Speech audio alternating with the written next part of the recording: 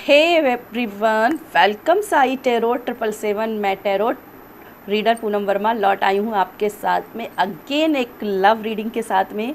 तो आज का टॉपिक है आपके पर्सन आपको क्या मैसेज देना चाहते हैं। अगर आपसे वो कॉल करेंगे, आपसे वो एसएमएस करेंगे, चैट करेंगे तो उनकी क्या इंटेंशन होगी, क्या वो आपसे कहना चाहेंगे, आज हम यहाँ पे वही सब जानने की कोशिश करेंगे। साथ में उनकी एनर्जीज़ भी देखना चाहेंगे कि अगर वो ये कह रहे हैं तो क्यों कह रहे हैं, क्यों उनकी ऐसी एनर्जीज है, ये भी देखेंगे यहाँ पे।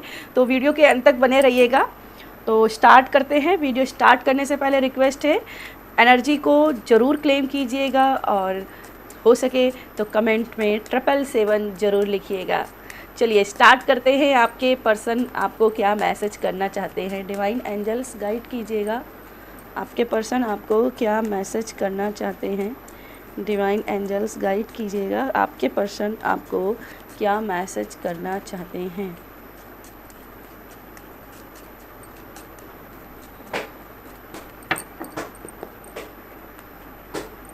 तो फर्स्ट चीज़ जो आपसे वो कहना चाहते हैं, it was always you and you are my everything. Next है लॉन्ग डिस्टेंस रिलेशनशिप। ओके, एक और कार्ड है love age. Beautiful card, beautiful cards.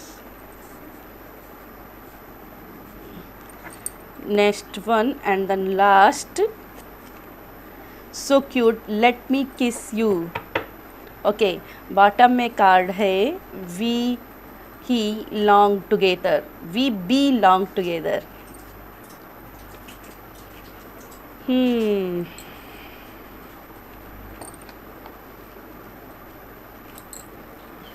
तो भाई यहाँ पे बहुत सारी रोमांटिक एनर्जीज आ गई हैं आपके लिए। वो एक सॉन्ग याद आ रहा है, आज रपट जाएं तो हमें ना उठाइयो, हमें जो उठाइयो तो खुद भी रपट जाइयो। गाना है ना, आज रपट जाएं तो हमें ना उठाइयो, हमें जो उठाइयो तो खुद भी रपट जाइयो, आहा खुद भी रपट जाइयो, आज रपट। एक तो सॉन्ग ये मुझे याद आया है, ये इसके आप बोल देख लीजिएगा, आपके लिए कोई ना कोई इसमें आपके लिए ज़रूर मैसेज होगा। और सेकंड जो सॉन्ग मुझे माइंड में आया है, छतरी ना खोल बरसात में, भीग जाने दे, भीग जाने दे सावन, समथिंग वर्ड्स थे। तो यहाँ पे सबसे पहले सावन का महीना है और सावन का ही मैसेज आ गया है। तो फर्स्ट मैसेज जो आपके लिए आ रहा है सावन को लेकर, सावन में आपके साथ में ये रहना चाहते हैं, आपको मिस कर रहे हैं, चाहते हैं कि वो हमेशा आपके साथ ही रहें। इस सावन की जो पहली बारिश है, ये जो बारिश हो रही है ना सावन में, इसमें ये आपको बहुत ज़्यादा मिस कर रहे हैं, बहुत बहुत ज़्यादा मिस। कहीं ना कहीं ये आपके साथ रहना चाहते हैं, आपका साथ चाहते हैं, आपके साथ ये अपने आप को प्रोटेक्ट महसूस करते हैं, आपके साथ ये अपने आप को सिक्योर महसूस करते हैं। चलिए कुछ क्लियरफाई कर लेते हैं यहाँ पे हम क्या कार्ड्स और बोल रहे हैं। डिवाइन एंजल्स गाइड कीजिएगा, डिवाइन एंजल्स गाइड कीजिएगा, डिवाइन एंजल्स गाइड कीजिएगा, डिवाइन एंजल्स गाइड कीजिएगा।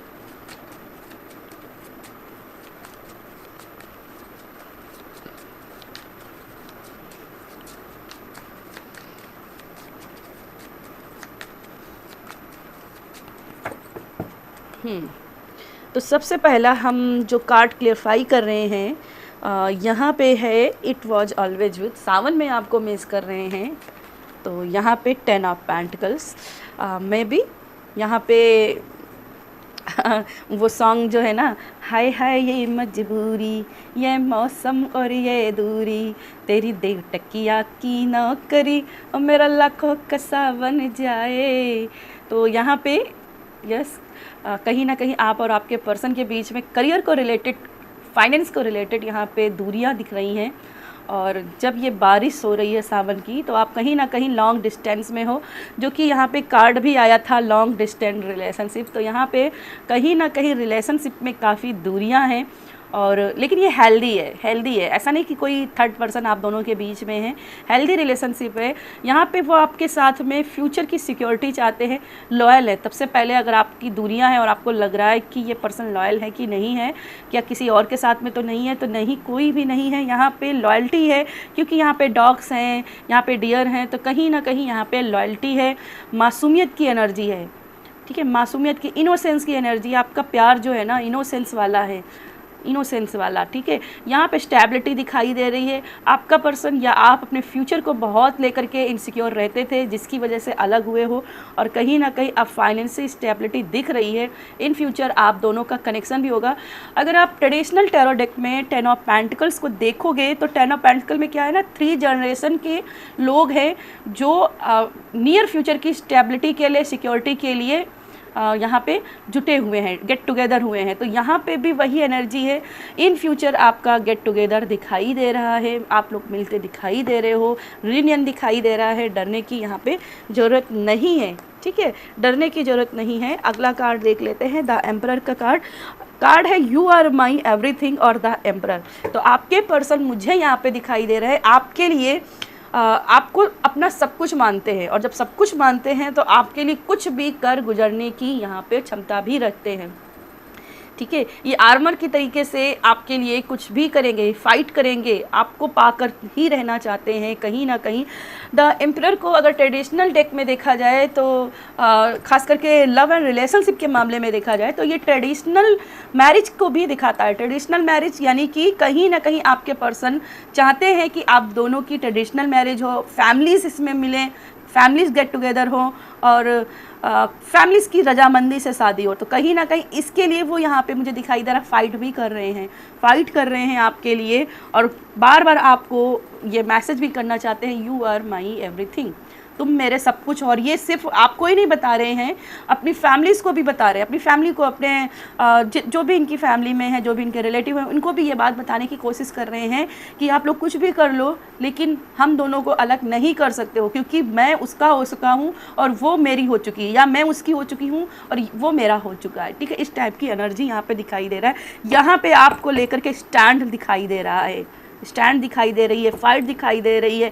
यस, कहीं ना कहीं बस ये है कि वो ट्रेडिशनल वैल्यूज़ को समझते हैं, ट्रेडिशनल वैल्यू से आगे बढ़ना चाहते हैं। वो नहीं चाहते हैं कि आपकी और हम उनकी एक होने से कोई भी पर्सन नाराज़ रहे, फिर चाहे उसमें थोड़ी सी चीज़ें डिले भी हो जाए, उनको मंजूर है, लेकिन किसी की नाराज़गी या बद्दुआ नहीं मंजूर है। और इसलिए कहीं ना कहीं वो इन सब चीज़ों को पहले ठीक करना चाहते हैं, ठीक है। अगला कार्ड आपके लिए देख लेते हैं, 5 of pentacles, long distance relationship. मैंने स्टार्ट में बोला था ना, आप दोनों के बीच में शायद करियर या फाइनेंस को लेकर के प्रॉब्लम क्रिएट हुई हैं, जिसकी वजह से दूरियां आई हैं, लॉन्ग डिस्टेंस की एनर्जी आई है। और ये लॉन्ग डिस्टेंस एनर्जी यहाँ पे 5 ऑफ पेंटिकल्स इस बात को कंफर्म करता है, ठीक है। 5 ऑफ पेंटिकल्स क्या है? 5 ऑफ पेंटिकल्स है लॉसेस की एनर्जी, फाइनेंशियल इश्यूज़ की एनर्जी, करियर अपॉर्चुनिटीज़ को खोने की एनर्जी, ठीक है। तो ट्रेडिशनल वैल्यू में भी अगर आप देखोगे तो यहाँ पे, सॉरी, ट्रेडिशनल डेक्स में भी देखोगे तो यहाँ पे वो पर्सन एक दूसरे से अलग हुए हैं। अगर लव रिलेशनशिप के मामले में देखा जाए तो 2 पर्सन अलग हुए हैं, लेकिन अलग हुए हैं क्योंकि वो अपना नियर फ्यूचर सिक्योर करना चाहते हैं।